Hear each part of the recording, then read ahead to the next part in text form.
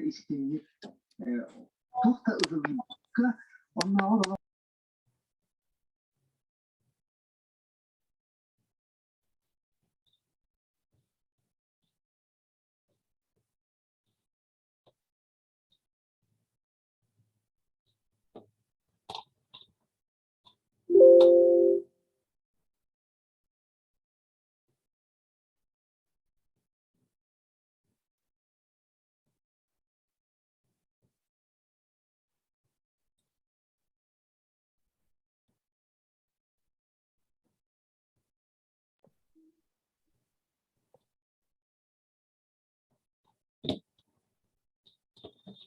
Так, давайте начинать. Надеюсь, меня всем хорошо слышно. Если меня не слышно, пишите, пожалуйста, в чате. Я рад всех приветствовать на онлайн ночи в музее, Якутского музея имени Ярославского. И сегодня у нас, Слепцова Сергея Геннадьевича, лекция «Якутское купечество. История якутского бизнеса». Вообще для Якутии история купечества очень важна, и, как ни странно, ее довольно плохо знают.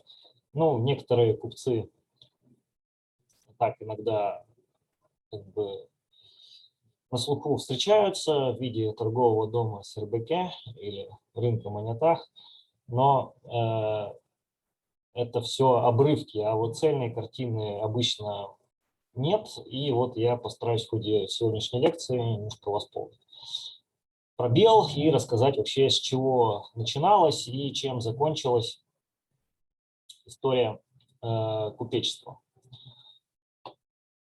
якутского. Но сначала вот такой вот первый слайд.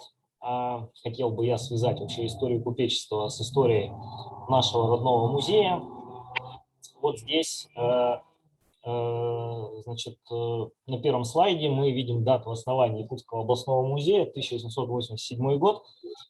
По инициативе Статкомитета Якутской области музей был создан, но маленькая проблема, у него не было помещения.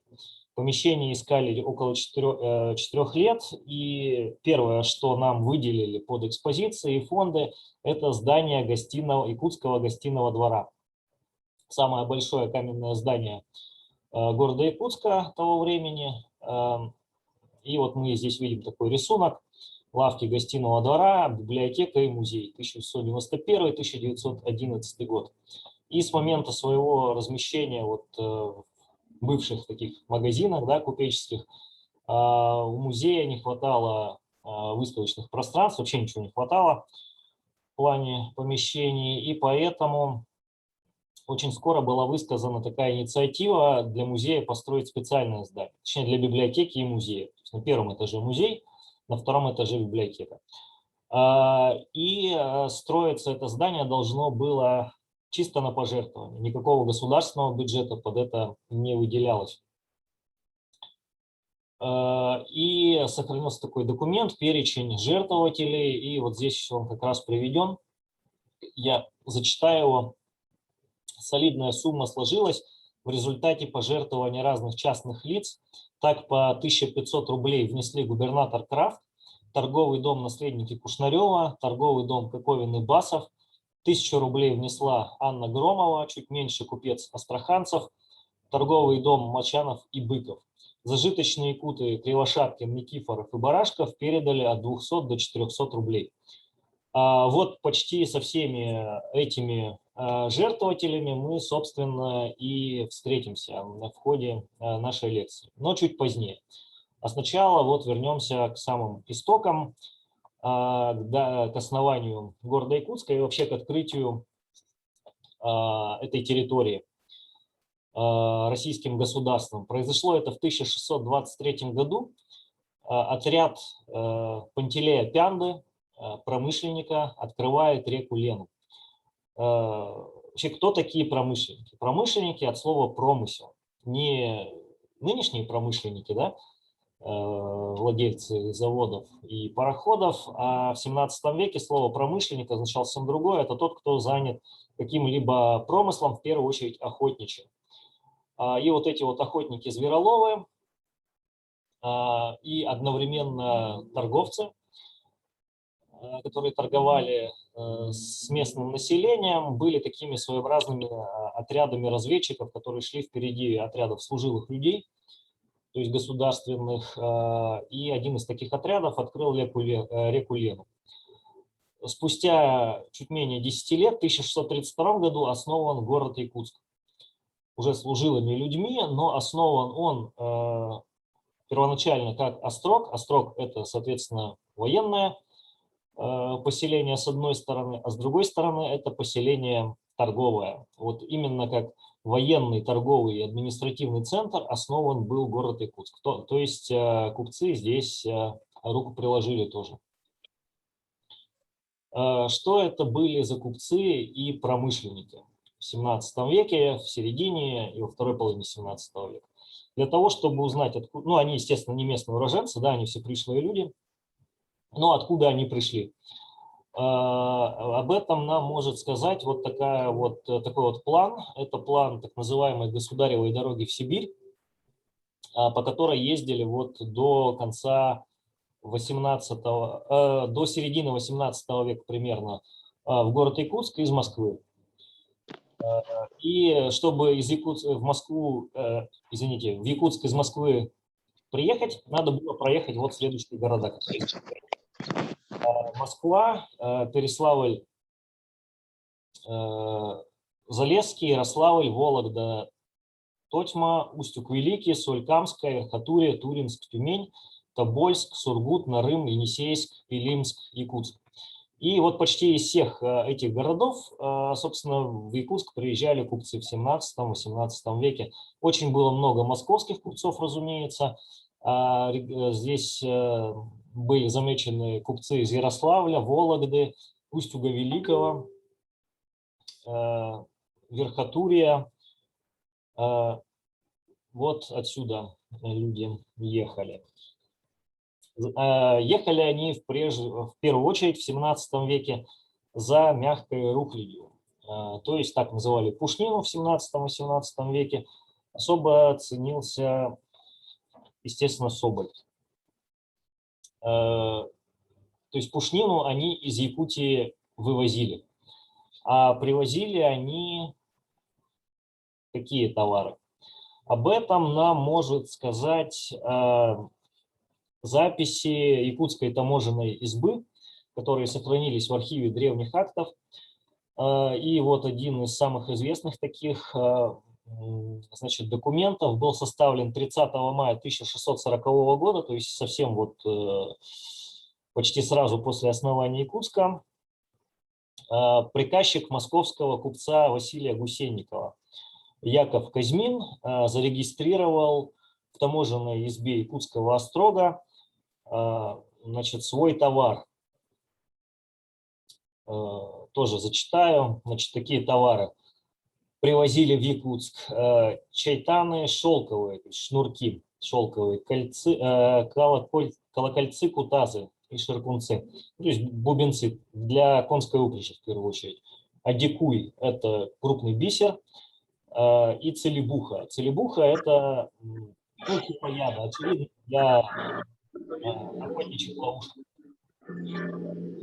Также приказчик привез одежду, чухреи простые, кафтаны, то есть рукавицы, холст, сукно сермяжное, ткани грубой выделки, кожи красные, камысы лосиные и пряжу. Очевидно, для снабжения промысловиков-охотников везли порох, натруски деревянные или думки самопальные, то есть снаряжение охотничье. Для разных нужд бумага, пища, медь красная в котлах, олово в блюдах, ладан, воск, сети, гребни. И самый большой и, очевидно, самый габаритный товар – это 500 пудов муки ржаной. И всего хлебного запасу и промышленного заводу по таможенной оценке на 1167 рублей 26 алтын 4 деньги. Вообще это астрономическая сумма на самом деле по тем временам. товаров больше 1000,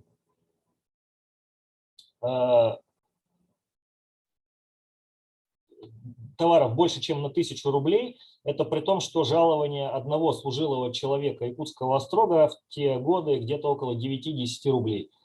И это товары только одного приказчика, одного купца. То есть, соответственно, обороты были вот очень большие, мягко говоря.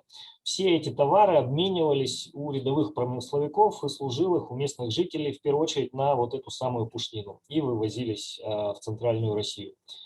Такой обмен огромную прибыль приносил, потому что если в Якутске шкурка соболя, ну, условно говоря, стоила несколько рублей, то, скажем, в Москве она стоила уже до 100 рублей, а если шкурку привозили в Европу, вот в Амстердаме торговали русской пушниной в 17-18 веке, например, на Амстердамской бирже, там до 1000 рублей. Одна, ну, как бы хорошая шкурка песца могла стоить. Ну и, соответственно, обороты. До второй половины где-то 18 века торговля в Якутском остроге носила в основном стихийный характер. Однако соболь к тому времени начал пропадать, его повыбили фактически полностью, и с падением пушного промысла потребовалось упорядочивание торговли. И для этого 25 июня 1768 года сенатским указом официально была учреждена якутская ярмарка, которая должна была проходить с 1 июня по 1 августа в городе Якутске.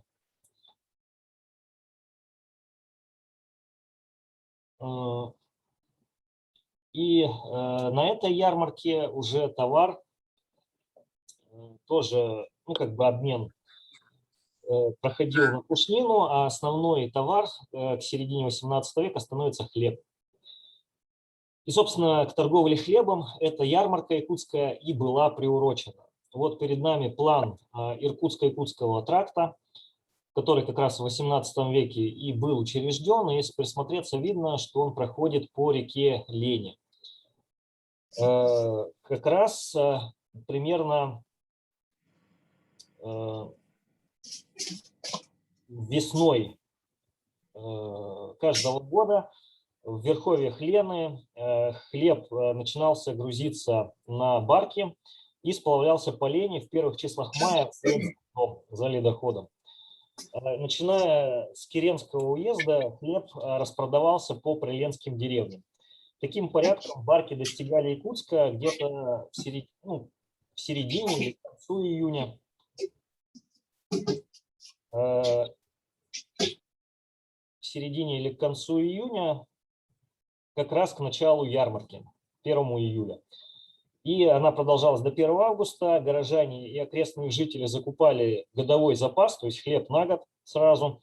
Затем шла оптовая купеческая торговля, и остатки, это примерно половина всего хлеба, остатки вот, значит, этой торговли выгружались в городские лавки для распродажи в течение года. Но это небольшие объемы.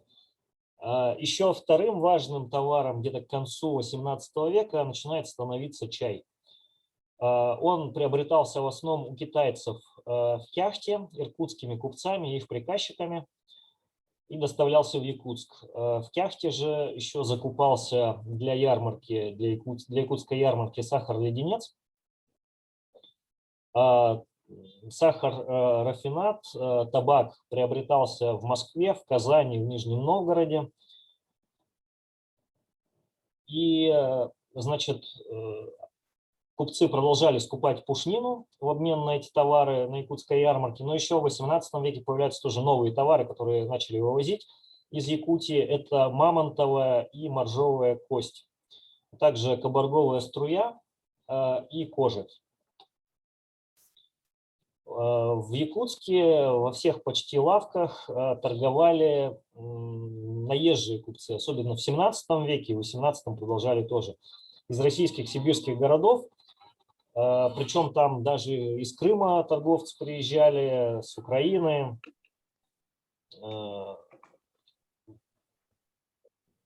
течение лета, значит, торговали. Очень много купцов из Архангельска было в XVIII веке, которые торговали винами, сукнами, шелком, железом, медью, привозили сухофрукты. В больших количествах продолжали привозить бисер и табак. И около половины товаров, которые привозили в Якутск, в июле-августе после окончания ярмарки поздней осенью отправляли дальше по Охотскому тракту на Камчатку и далее еще в Русскую Америку. Естественно, при такой торговле купцы в XVIII веке начали оказывать значительное влияние вообще на облик города Якутска и на характер местных жителей. Но вот в плане облика, например, именно на средства купцов в складчину было построено в Якутске самое большое каменное здание в XIX веке. Это здание гостиного двора. Вот оно на фотографии как раз. Также якутские купцы начали активно входить в состав Якутской городской думы, которая в начале XIX века была учреждена. И где-то на рубеже 18-19 веков много купцов здесь уже на постоянное жительство начали оседать и, значит, заниматься благотворительной деятельностью. Ну, какой деятельностью они могли заниматься в начале 19 века? Вот, например, постройкой церквей.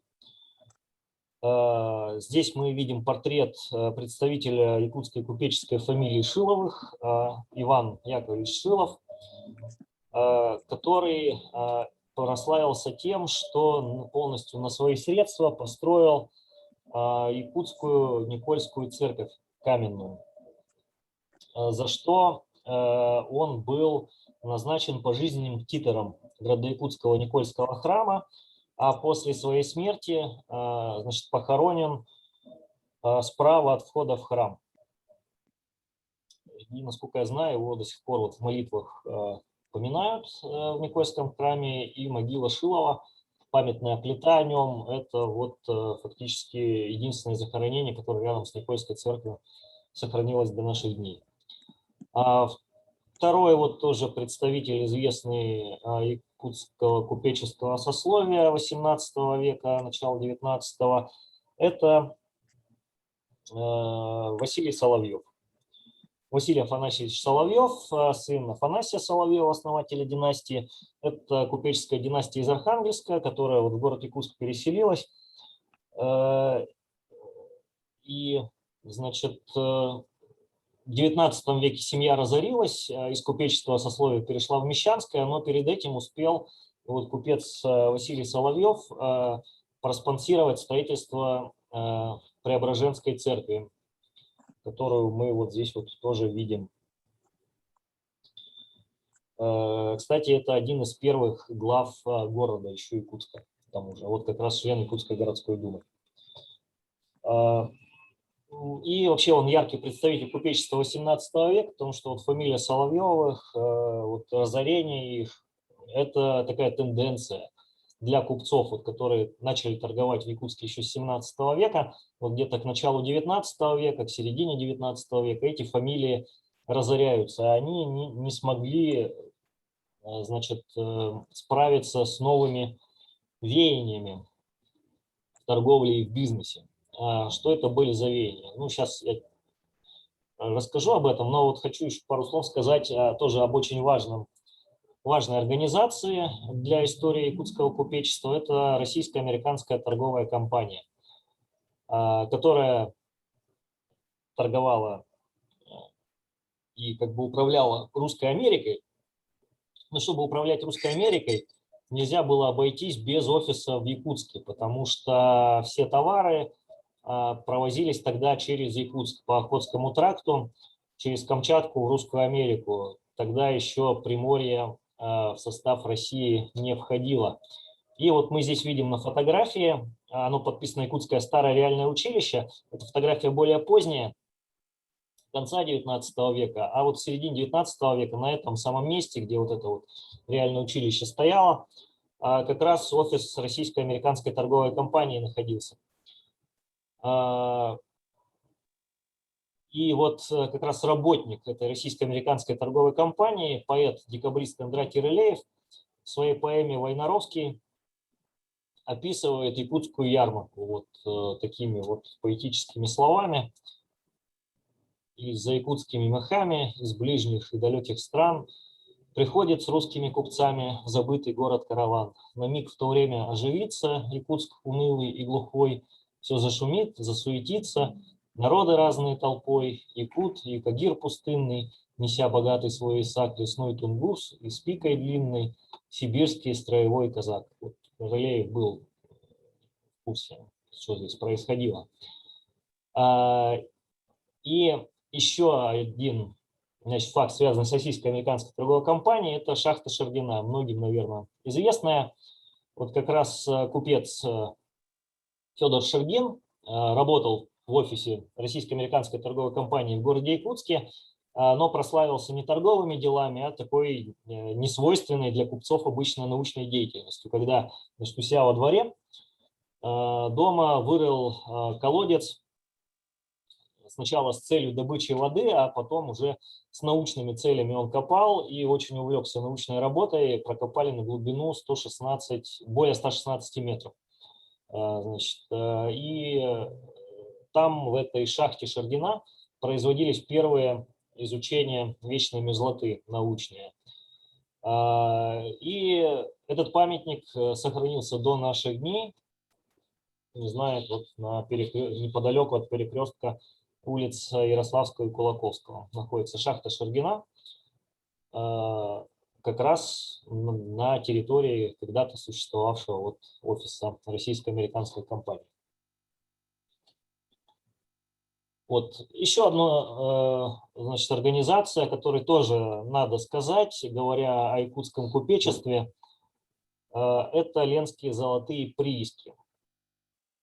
Но у меня всего один слайд, посвященный этим приискам, потому что, с одной стороны, конечно, на территории Якутской области, точнее, на границе Якутской области и Иркутской области они находились, но как таковое якутское купечество этими приисками никогда не владело. Потому что, так, ну, значит, золото в бассейнах Вилюя и Алекмы было найдено в 1844 году впервые. И первые несколько лет там были местные старатели, но они очень быстро ушли. Вот эти прииски скупили петербургские банкиры в Гинзбурге, а потом позднее продали уже эти прииски англичанам, когда было организовано, значит, торговое общество Lena Goldfields Limited. Ну, номинально там глава был российский промышленник Тимирязев, бывший министр торговли.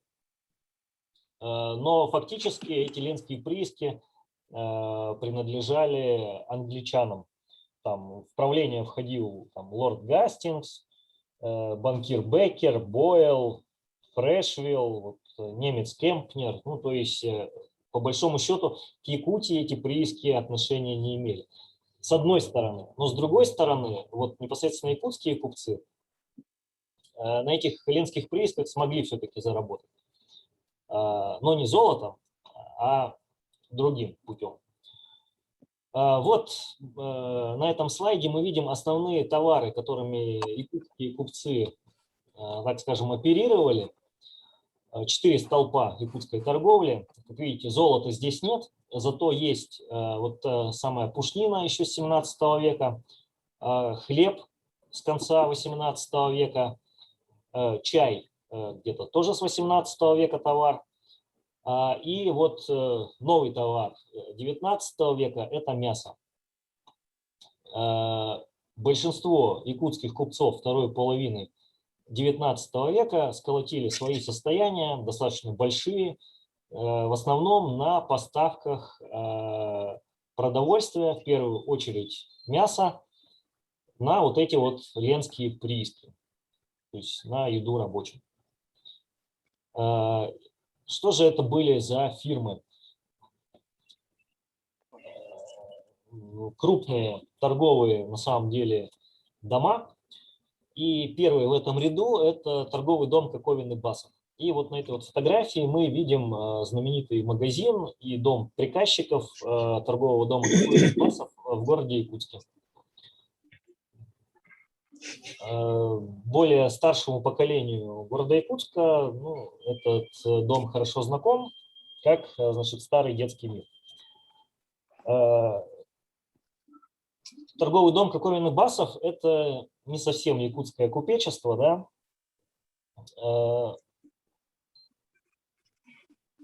Он был создан в 1885 году компаньонами, соответственно, Коковиным и его зятем Басовым. Наоборот, то есть Басов был купец первой гильдии, а Коковин его зять. И это были такие сибирские чайные короли. Основа их первоначального бизнеса – это торговля чаем. Чай закупался в Китае и развозился по всей Сибири. В том числе вот они в конце 19 века, в 1892 году, вошли в город, в Якутию со своим бизнесом, построили здесь магазин. И очень быстро выяснили, что можно не только чаем торговать, но и торговать, в первую очередь скупать пушнину, которая опять вот начала подниматься в цене и в количестве. И в 1913-1914 году, то есть перед Первой мировой войной, вот торговый дом Коковин и Басов входил в тройку крупнейших торговцев пушнины в Якутии.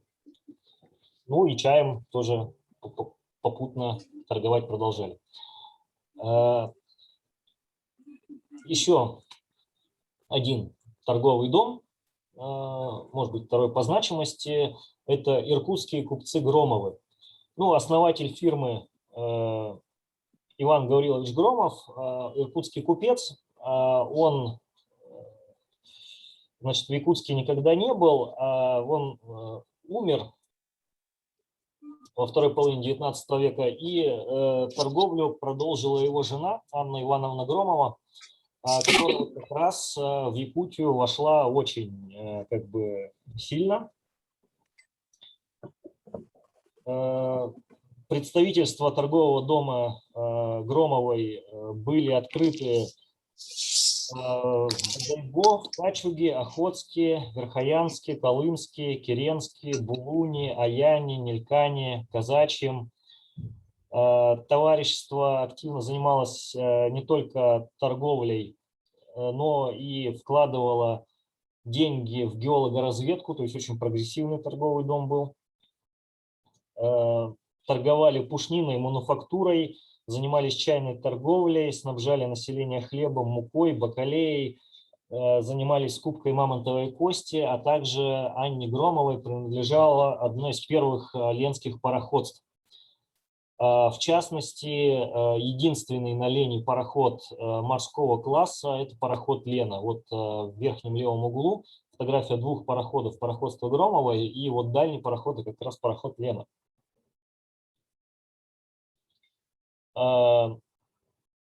Помимо торговых дел, Анна Громова активно занималась общественной деятельностью. В частности, она занималась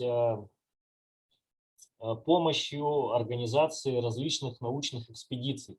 Самая известная такая экспедиция, спонсированная Громовой, это русская полярная экспедиция Эдуарда Васильевича Толя. Вот здесь вот справа мы видим корабль экспедиции яхту «Заря» и фотографии участников экспедиции. В центре вот барон Толь сидит. Также Громова в 1903 году спонсировала спасательную экспедицию по поискам пропавшего Эдуарда Толя. Эту экспедицию, как известно, Александр Васильевич Колчак возглавлял. Вот. Анна Громова была спонсором. При непосредственном ее участии были спасены дневники и научные коллекции с яхты «Заря». Сама яхта «Заря» тоже спасена. Она там потерпела крушение рядом с Булуном. Как раз вот на спасение яхты «Заря» была Громовой отправлен пароход «Лена», тот самый. Также Громова помогала финансово экспедициям Сибирякова и Волосовича. При поддержке Громовой были изданы книги политического ссыльного Вацлава Серошевского, который занимался этнографическими исследованиями. И вот публикация его главной работы «Якуты» как раз была осуществлена на средства, предоставленной Громовой. А все доходы от продажи этой книги Громова передала Серошевскому для продолжения исследований. То есть вот такая женщина была. Вот купец достаточно малоизвестный для Якутии, хотя это чуть ли не единственный купец, которому в городе Якутске памятник установлен на самом деле. Вот памятник речного пароходства Николаю Егоровичу Глотову. Вот памятник есть, а фигура малоизвестная. По происхождению Глотов был горнозаводским крепостным крестьянином. Но после отмены крепостного права, работая на различных заводах, он поднялся от простого рабочего до управляющего Николаевским заводом, а потом он этот завод выкупил и решил создать пароходство на реке Лена. Причем не просто пароходство, а регулярное почтовое пароходство. До Глотова пароходы на Лене уже были, но Глотов решил сделать пароходство уже такое регулярное по расписанию. С одной стороны, ну, кажется сейчас, что это с одной стороны может быть легко, но на самом деле Глотов и многие купцы до него столкнулись с большими трудностями организационными. В первую главным подводным камнем это было наличие, собственно, Иркутского тракта и ямщицких станций на нем. Вот и правительство, и купцы, большинство купцов, они считали, что с созданием регулярного пароходства вот этот вот тракт пропадет, и самое главное, как бы налоговые отчисления с него не будут идти.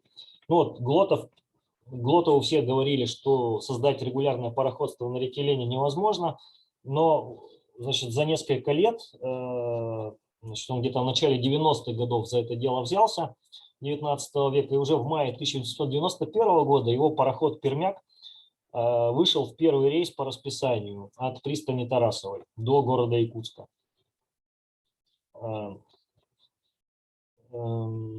Глотов, кстати, один из купцов якутских, о котором существует такая черная легенда. Уж не знаю почему, но вот, например, я приведу цитату из книги 1968 года, страница минувшего. Такая. Глотов появлялся на Лене очень редко, жил он под Братском. Там он собирал свои пароходы и воровски отправлял их на Лену. Пароходством командовали его младший сын Константин и зять Щербачев.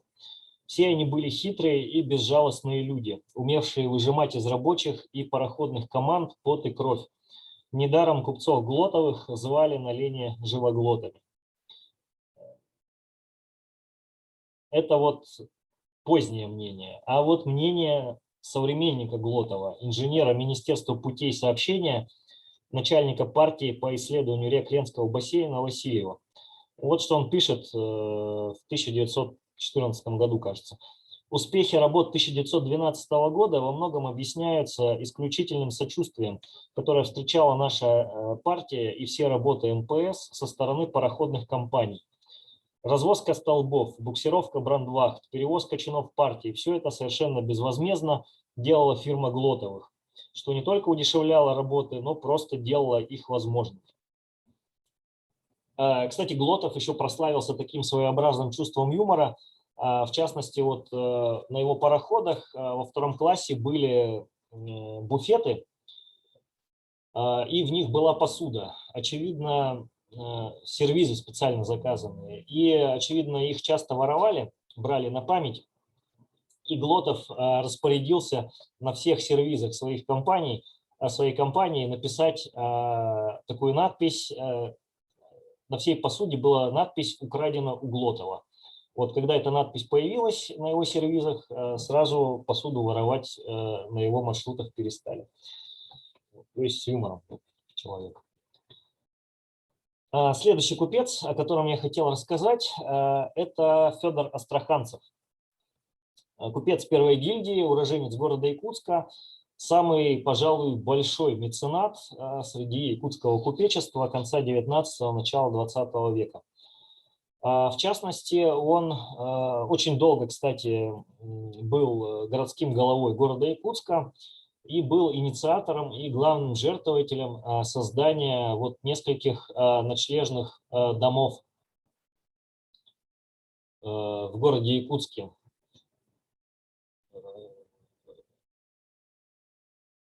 Вот, значит, вот они здесь на фотографиях показаны. Также Глотов прославился большими пожертвованиями на постройку школ в городе Якутске. В частности, он был самым большим вкладчиком строительства первого каменного здания учебного реального училища на улице Полицейской, ныне Ярославского, вот, которая здесь перед нами, которая сейчас почти разрушена. Долгие годы Астраханцев был старостой града Якутской Преображенской церкви, которая ныне в старом городе находится, был членом попечительского совета Якутской женской прогимназии, попечительства детских приютов ведомства императрицы Марии, жертвователь Якутской гражданской больницы.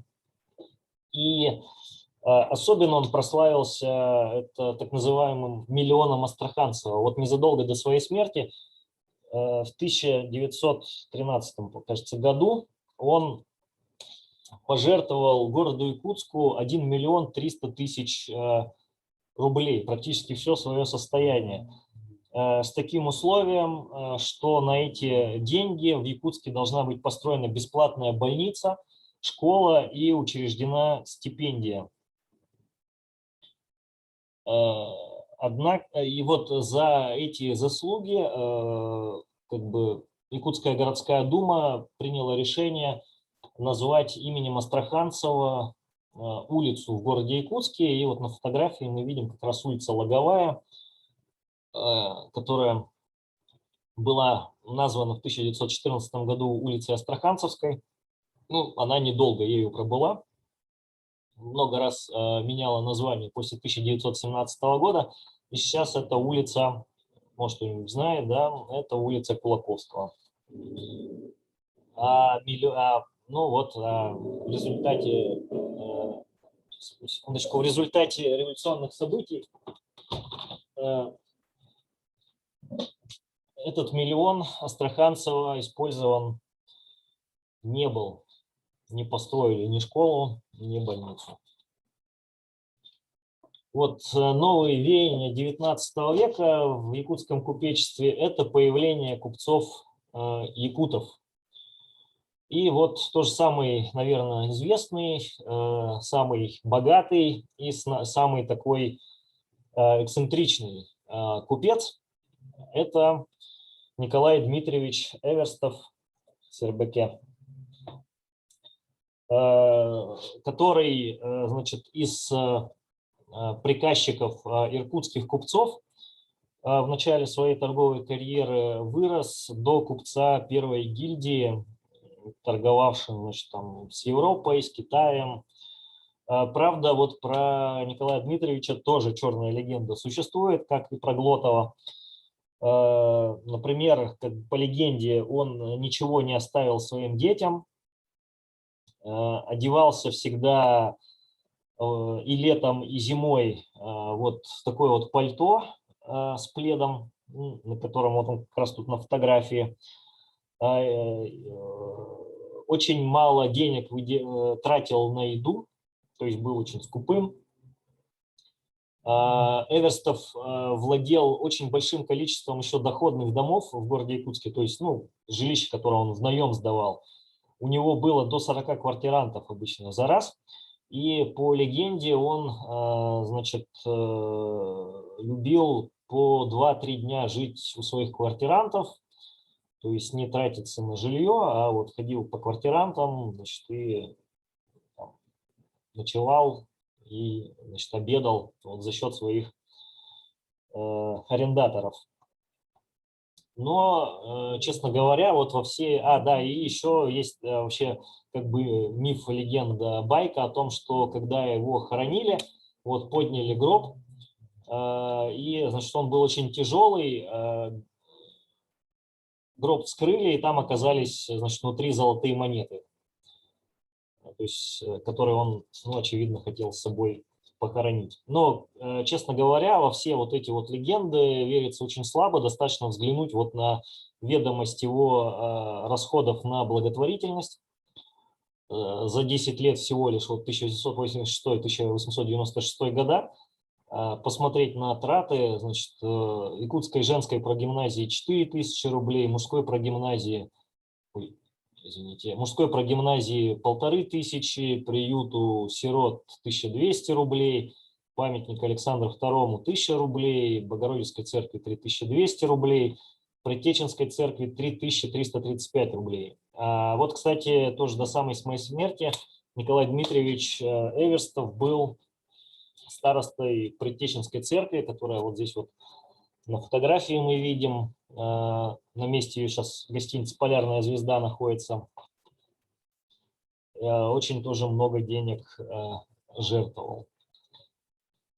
Вот еще купец Петр Илларионович Захаров, известный в узких кругах. Купец второй гильдии из Восточно-Кангаласского улуса. В Якутске он имел двухэтажный каменный магазин и очень прославился тоже своей благотворительностью и интересом к науке. Считается, что Петр Захаров стоял у истоков женского образования в Якутии. В течение 19 лет он являлся главным попечителем Якутской женской прогимназии, а также Мариинского приюта. И первое, собственно, здание женской прогимназии, не вот это вот двухэтажное здание, которое более позднее, а первое, которое рядом находилось, это, собственно, дом Петра Захарова, который он безвозмездно передал под гимназию. Захаров также много лет избирался в Якутскую городскую думу, был старостой Троицкого собора, Преображенской церкви, был членом епархиальной православной миссии, членом Императорского русского географического общества, за что, собственно, он был удостоен множества различных наград. Ну и, пожалуй, самый известный якутский купец, наверное, это Гавриил Васильевич Никифоров, купец первой гильдии, и он продолжатель династии Никифоровых, ну, самый известный ее представитель, но на самом деле его семья задолго до него занималась бизнесом, а первоначально его семья – это скотоводы, тоже Восточно-Кангаласский улус, первый Колыминский наслед. Вот, его еще дед, значит, начал поставлять скот. Он был одним из самых крупных ну, голов скота, у него там несколько сотен до 1000 было. Вот начали торговать, значит, поставлять мясо вот на эти самые ленские прииски. Вот, и очень успешно это делали. Вот отец Никифорова, собственно, получил прозвище Монетах, Василий Никифоров, из-за того, что хвастался, что от своего дома до реки Лены он дорогу может выложить золотыми монетами. Вот, а сын его, Гавриил Васильевич, это крупнейший купец начала 20 века и уже не по торговле скотом, хотя скотом он торговать продолжал, значит, в основном он занимался скупкой пушнины. Вот один из самых крупных торговцев пушнины, говорил Васильевич Никифоров. Вот мы здесь видим его знаменитый магазин в самом центре Якутска, торговый дом Никифоров. И последняя купеческая семья, которой я хотел завершить свой рассказ, это семья Кушнаревых. Вот мы, собственно, здесь видим всех ее представителей фактически. Ее основатель, это слева Акепсим Михайлович Кушнарев, из ссыльных старообрядцев селения Павловского Якутского округа, выходец из крестьян.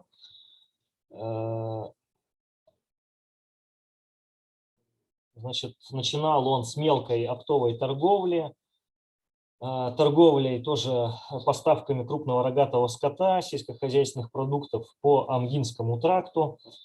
И так он успешно этой торговлей занимался, что буквально в течение 10 лет он становится сначала купцом второй гильдии, а потом купцом первой гильдии. Уже, то есть, состояние до 1 000 000 рублей его оценивалось. Со смертью основателя, значит, торговой фирмы торговые дела не прекратились.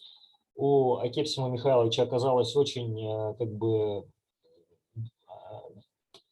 бизнес-одаренная семья, и его вдова, и его дети после смерти Кушнарева организовали фирму «Торговый дом наследники Кушнарева», которые, значит, поделили обязанности.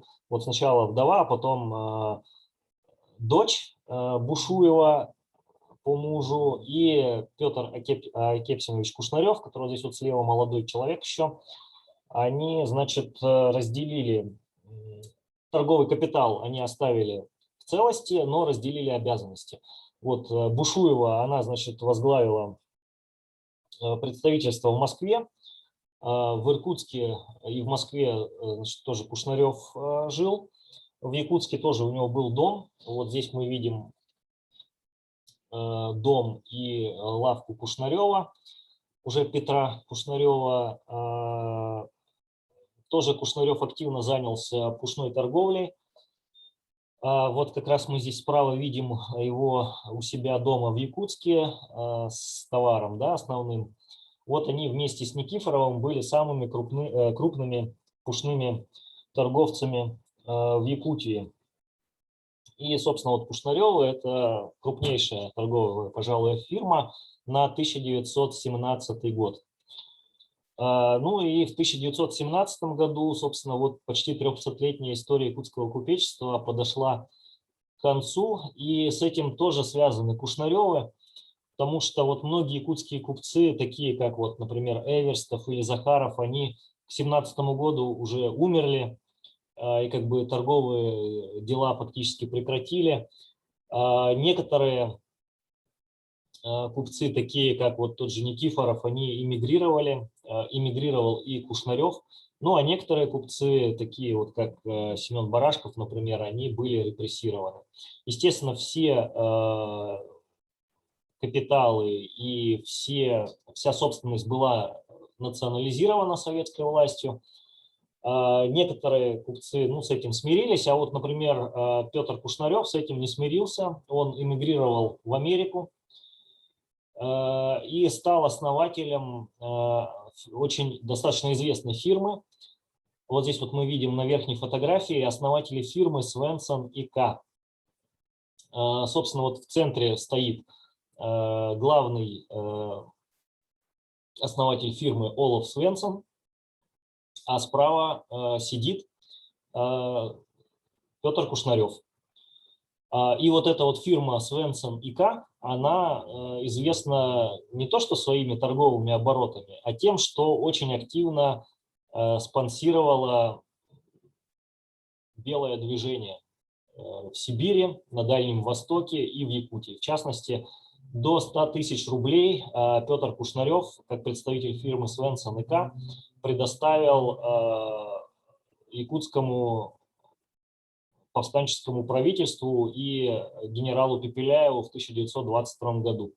Об этом вот слабый такой есть отголосок в известном фильме начальник Чукотки, вот внизу кадр из этого фильма как раз приведен, где вот начальник Чукотки, собственно, беседует с мистером Свенсоном. Ну, фирма Свенсон действительно была, но начальник Чукотки, скорее всего, бы беседовал как раз с Петром Кушнаревым. Вот так вот завершилась история якутского купечества в 20-х годах 20 века. Спасибо за внимание, спасибо, что потратили вот свое время на нашу лекцию.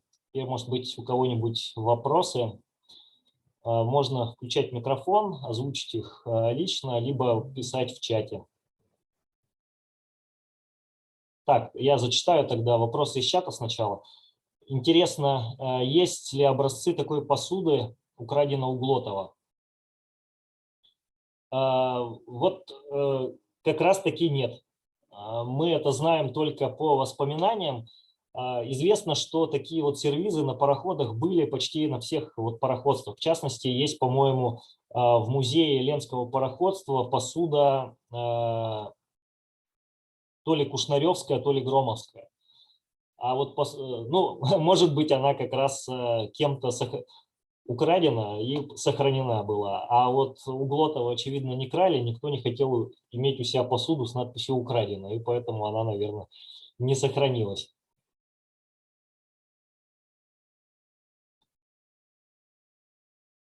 Так, чем было уникально купечество в районе Залога? Да, ничем, собственно. Такого разделения не было на разные кварталы Якутска, там, Заложные, Центральные. Такого разделения не было. Купцы, они имели торговые интересы как бы по всей Якутии. Вот тот же Кушнарев, фирма Кушнаревых имели торговые интересы вообще по всей России, а не только по Якутии. Как бы и никто не смотрел, где они живут, там в Залоге или нет. Но вот дом Кушнаревых, он стоял, это современная улица Амосова, да, ну, в старом городе, вот, наверное, такой купеческий квартал был. Ну, в Залоге купцы жили с 18 века. Вот у нас в фондах музея карта 1770 года, там описание подворий, там купцы живут и в Залоге, и в центральной части, и на окраине, ну, то есть везде. То есть, ну, по месту расселения каких-то слобод купеческих в Якутске не было. Надеюсь, ответил на ваш вопрос. Так, вероятно ли возрождение купечества в наши дни? Но, в принципе, у нас капиталистические отношения, поэтому вот кто такие торговцы, которые торгуют вот продуктами, например, или какими-то магазинами владеют, вот они купцы и есть, так что купечество возродилось. Так, есть ли книги о якутском купечестве? Очень хороший вопрос. Книги на самом деле есть. Ну, например, книга, вот, кстати, я сейчас, может быть, покажу. Вот такая вот книга есть. Не знаю, видно или нет. «Летопись якутского предпринимательства» называется. Очень полезная книга. Всем советую ее прочитать, тем, кто якутским купечеством интересуется. Ну и вообще о торговле вот 17-18 века писали там и Башарин, и Сафронов. Вот их монографии очень интересно читать. Тоже вот особенно тем, кто интересуется ранней историей купечества. А также о Кушнаревых, по-моему, какая-то книга выходила. Но врать не буду, я не помню точно авторы, как она называется. Так что такие книги есть. Это точно. Так, кто владелец винного завода в Якутске? Известные имена. Так, во-первых, в Якутске, я не знаю, что имеется в виду под винным заводом. Если винная монополия, то это государственная торговля была. Здание винной монополии по современной улице Дзержинского – это здание государственное. Но купцы, которые торговали, скажем так, виноводочными изделиями в Якутске были. Вот самый известный и самый богатый, вот как раз которого я упоминал, сейчас вернусь. Вот он, Федор Астраханцев, владел винным заводом, торговал виноводочными изделиями, а также был крупнейшим, одним из самых крупных меценатов.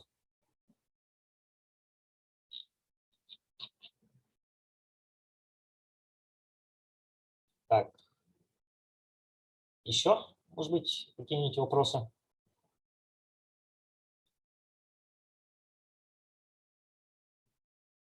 Да, вполне вероятно, винных заводов было множество, но как бы винный завод, не надо, да, представлять, что это прям вот завод-завод, это зачастую небольшой сарайчик, где, да, вот вино курили. Такие были маленькие. Но вот самый крупный торговец подобными товарами – это вот Астраханцев в начале 20 века. Пожалуйста.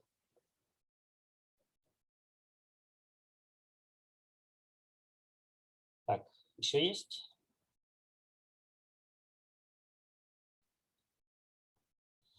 Раз 100 лет назад городские чиновники обманули Астраханцева с его завещанием, то сейчас может... Да, сейчас бы по курсу, наверное, 1 миллион 300 тысяч рублей по курсу начала 20 века – это много-много миллионов, я думаю, в пересчете на современные как бы деньги. Но вот миллион Астраханцева, он как бы в якутском городском бюджете растворился где-то в конце 10-х годов 20 века. Такой известный и загадочный миллион.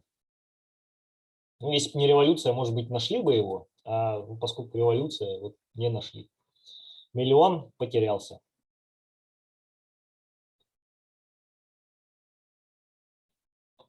Так, ну, наверное, на этом все. Я благодарю всех за внимание. Большое спасибо, что прослушали лекцию. Всем до свидания. Спасибо за лекцию. Было очень интересно. Пожалуйста. До свидания.